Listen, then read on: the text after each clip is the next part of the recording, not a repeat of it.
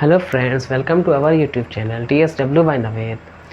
अगर आपको नई चीज़ें सीखने का शौक़ है और दुनिया को एक्सप्लोर करना चाहते हैं तो नीचे दिए गए सब्सक्राइब बटन को क्लिक करें और बेल आइकन दबाएं, जिससे आप हमारी आने वाली लेटेस्ट वीडियो की नोटिफिकेशन सबसे पहले पा सकें।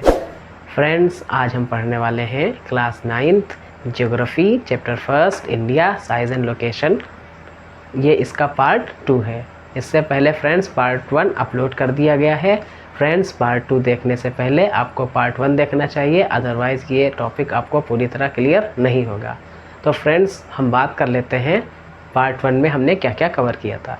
तो फ्रेंड्स, पार्ट 1 में हमने जो कवर किया था वो कुछ इस तरह है, जैसे इंडिया का brief introduction, location and size. Friends, आज के इस क्लास में हम कवर करने वाले हैं इंडिया एंड द वर्ल्ड और उसके साथ ही इंडियाज़ नेबर। अगर आपको इस चैप्टर के फ्री में नोट्स चाहिए तो नीचे दिए गए नंबर पे मैसेज करें, आपको फ्री में नोट्स प्रोवाइड कर दिए जाएंगे। तो फ्रेंड्स, आज के हम पहले topic India and the world को देख लेते हैं। अगर हम बात करें इंडिया की तो ये एशियन कॉन्टिनेंट में पड़ता है, जो कि वर्ल्ड का लार्जेस्ट कॉन्टिनेंट है। मैं उसे मैप में दिखा रहा हूँ। ये देखिए, ये काफ़ी बड़ा कॉन्टिनेंट है। फ्रेंड्स, अगर मैं इस कॉन्टिनेंट यानी एशिया के 2 पार्ट बना दूं बीच से, ये तो इसके इस पार्ट को बोलेंगे ईस्ट एशिया, इस पार्ट को बोलेंगे वेस्ट एशिया, इस पार्ट को बोलेंगे नॉर्थ एशिया, इस पार्ट को बोलेंगे साउथ एशिया। तो फ्रेंड्स, अगर हम ईस्ट और वेस्ट में देखें ये तो इंडिया इसके लगभग सेंटर में पड़ता है। इंडिया की लोकेशन सेंट्रल लोकेशन होगी ईस्ट और वेस्ट के प्रोस्पेक्टिव में। फिर फ्रेंड्स, अगर हम नॉर्थ और साउथ में देखें तो इंडिया एशियन कॉन्टिनेंट का साउथवर्ड एक्सटेंशन है। फ्रेंड्स, इंडिया की कोस्ट लाइन काफ़ी लंबी है। इंडियन ओशन में कोई भी कंट्री ऐसी नहीं है जिसकी कोस्ट लाइन इतनी लंबी हो जितनी इंडिया की है, इसलिए इस ओशन का नाम इंडियन ओशन रखा गया है। इंडिया का जो वेस्टर्न कोस्ट है वो इंडिया को वेस्टर्न एशियन कंट्रीज़ से कनेक्ट करता है, उसके साथ साथ अफ्रीका और यूरोप को 2 रास्तों से कनेक्ट करता है, एक ये और दूसरा ये। फ्रेंड्स, जब वास्को डी गामा इंडिया आया था तो वो कुछ इस रास्ते से ऐसे आया था। फिर फ्रेंड्स, यहाँ पे ऑटोमन एम्पायर ने यहाँ के कुछ लैंड को काट के यहाँ पे एक कैनाल बना दी, जिसे सुएज कैनाल कहते हैं। अब हमारा यूरोप और इंडिया का जो कांटेक्ट है तो उसका रास्ता काफ़ी छोटा हो गया। अब ये कुछ इस तरह से हो गया ये। फिर फ्रेंड्स, इंडिया का जो ईस्टर्न कोस्ट है वो इंडिया को ईस्टर्न एशियन कंट्रीज़ से कनेक्ट करता है, जिसमें कुछ ये कंट्रीज़ आती हैं।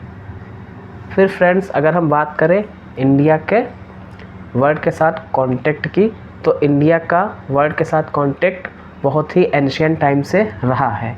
ये लैंड कांटेक्ट और सी कांटेक्ट दोनों तरह का रहा है। अगर हम बात करें फ्रेंड्स, इसमें से ज़्यादा ओल्ड कौन है, तो इसमें से ज़्यादा ओल्ड लैंड कांटेक्ट है।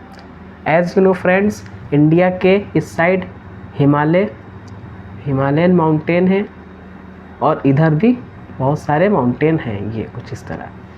फ्रेंड्स, माउंटेन को क्रॉस करके दूसरी कंट्रीज़ में जाना बहुत टफ काम है, लेकिन जो माउंटेन होते हैं उनके बीच कभी कभार रास्ते होते हैं तो उनको पास कहते हैं। तो फ्रेंड्स, जो इंडिया में फॉरेनर्स आते थे, फॉरेनर्स ट्रेवलर या फॉरेनर्स इन्वेडर, तो वो इंडिया में इन्हीं पासेस के थ्रू आते थे। फ्रेंड्स, इन्हीं पासेस से इंडिया में बहुत सारे फॉरेनर्स आए। ये फॉरेनर्स कई तरह के थे। कोई फॉरेनर्स यहाँ पे ट्रेड करने के लिए आए, तो कोई यहाँ अपने एम्पायर का एक्सपेंशन करने आया, तो कोई यहाँ के सिर्फ वेल्थ लूटने आया, तो कई यहाँ पे बुद्धिज्म रिलीजम की स्टडी करने के लिए आए।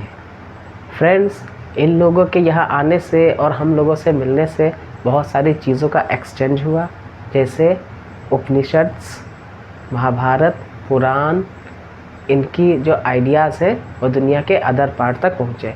इसके साथ ही इंडिया का नंबर सिस्टम और डेसिमल सिस्टम भी दुनिया के अदर पार्ट्स तक पहुँचा। फिर फ्रेंड्स, इन लोगों का भी हम पर बहुत इम्पैक्ट पड़ा। जैसे इंडिया में जो हम लोग आइडल की जो कंस्ट्रक्शन करते थे उसमें ग्रीक स्कल्पचर बहुत ज़्यादा डोमिनेट होने लगा। फ्रेंड्स, मुस्लिम के यहाँ आने से यहाँ के बिल्डिंग्स में मीनार और गुंबद बनाए जाने लगे, गुंबद यानी डोम। फिर फ्रेंड्स, इसके साथ ही यहाँ पे खजूर की खेती भी होने लगी। फ्रेंड्स, इसकी लिस्ट इतनी लंबी है कि बताते बताते बहुत टाइम हो जाएगा और हमारा लेक्चर ज्योग्राफी से हिस्ट्री में शिफ्ट हो जाएगा। तो फ्रेंड्स, इन चीज़ों को जो एक्सचेंजेस हमारे हुए इसको यहीं पे हम रोक देते हैं। फिर फ्रेंड्स, अब हम इसका अगला टॉपिक पढ़ने वाले हैं, इंडियाज़ नेबर्स। इस टॉपिक में हम पढ़ने वाले हैं इंडिया और उसके नेबर्स के बारे में। As you know friends, India की 28 स्टेट्स हैं और 8 यूनियन टेरिटरीज़ हैं। फिर फ्रेंड्स, अगर हम बात करें इंडिया के नॉर्थ वेस्ट की, तो इधर 2 कंट्रीज़ आती हैं जो इंडिया से अपना बॉर्डर शेयर करती हैं, अफ़गानिस्तान और पाकिस्तान। फिर फ्रेंड्स, अगर हम बात करें नॉर्थ की, तो इधर ये कंट्रीज़ जैसे नेपाल, चाइना, भूटान इंडिया से अपना बॉर्डर शेयर करती हैं। अगर बात करें ईस्ट की, तो बांग्लादेश और म्यांमार ये इंडिया से अपना बॉर्डर शेयर करती हैं। इसके साथ ही फ्रेंड्स, इंडिया के साउथ में 2 आइलैंड कंट्री भी हैं जो इंडिया के नेबर हैं, जैसे श्रीलंका और मालदीव। फ्रेंड्स, इंडिया को श्रीलंका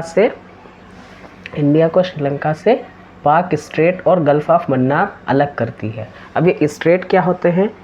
2 बड़ी बड़ी वाटर बॉडीज़ को कनेक्ट करने वाले वाटर के छोटे से जो पार्ट होता है उसको स्ट्रेट बोलते हैं। जैसे ये इंडियन ओशन है या बे ऑफ बंगाल है, इन दोनों को एक ये छोटी सा वाटर का ये कनेक्ट कर रहा है, इसलिए ये स्ट्रेट है। इसका नाम पाक स्ट्रेट है। फिर फ्रेंड्स, अगर हम बात करें इनकी कैपिटल्स की, तो अफ़गानिस्तान की कैपिटल काबुल है, पाकिस्तान की इस्लामाबाद, चीन की बीजिंग, नेपाल की काठमांडू, भूटान की थिम्पू, बांग्लादेश की ढाका, म्यांमार की नेपिडा और श्रीलंका की श्री जयवर्धनेपुरा, मालदीव की माले है। फिर फ्रेंड्स, इंडिया की कुछ कंट्रीज़ लैंडलॉक हैं, नेबर कंट्रीज़। अब ये लैंडलॉक कंट्रीज़ क्या होती हैं? ऐसी कंट्रीज़ जिनसे होकर हम ओशन या सी में ना पहुंच सकें, उन कंट्रीज़ को लैंडलॉक कंट्री कहते हैं। जैसे आप अफ़गानिस्तान को देखिए, ये अगर आप इससे चाहें कि अफ़गानिस्तान वाले सीधे सी या ओशन में आ जाएं तो नहीं आ सकते। इनको ट्रेड करने के लिए, वाटरवेज से ट्रेड करने के लिए दूसरी कंट्री पे डिपेंड रहना पड़ता है, इसलिए अफ़गानिस्तान एक लैंडलॉक कंट्री है। इसके साथ साथ ही नेपाल ये भी एक लैंडलॉक कंट्री है, भूटान ये भी एक लैंडलॉक कंट्री है। तो फ्रेंड्स, ये तो था हमारा इंडिया और उसके नेबर्स। मिलते हैं नेक्स्ट वीडियो में, तब तक के लिए जय हिंद।